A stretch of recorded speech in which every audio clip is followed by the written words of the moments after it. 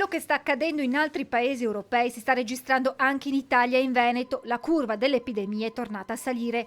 Nelle ultime 24 ore nella nostra regione si registrano 6.061 nuove positività, 819 le persone ricoverate, 764 in area non critica, 55 in terapia intensiva. Siamo in allerta, spiega Zaia, che aggiunge come i prossimi 10 giorni siano decisivi. Discriminante è una sola, signori, è rappresentata dal fatto dell'impatto che avremo sull'ospedalizzazione. Ad oggi l'impatto sull'ospedalizzazione è negativo. Il tasso di occupazione dell'area medica è al 7,4%, al 2,4% in terapia intensiva, R/T a 0,90, mentre il modello previsionale a 7 giorni mostra una ventina di persone in terapia intensiva, dimezzato il numero dei pazienti in area medica. Zaia, che avverte che non va abbassata la guardia, dice di condividere la linea adottata ieri dal Consiglio dei Ministri per le riaperture e a 2 anni dall'inizio dell'emergenza i governatori fanno un bilancio delle spese sostenute per la gestione della pandemia.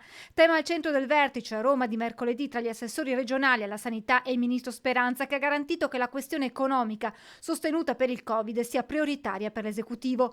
Per il Veneto la spesa ammonta a 1,5 miliardi di euro, 750-800 milioni quanto finora arrivato dal governo al quale proprio il Veneto ha fatto una richiesta precisa che riguarda gli operatori sanitari non vaccinati e da poco guariti dal Covid. Non vaccinati, guariti, nel lasso di tempo di attesa per l'eventuale vaccinazione, vengano reintegrati a lavorare.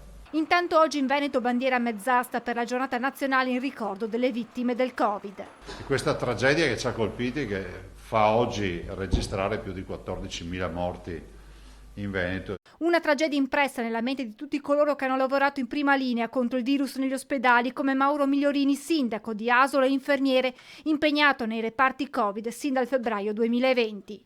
Entravano in terapia intensiva e non sapevano esattamente se ne sarebbero uscite.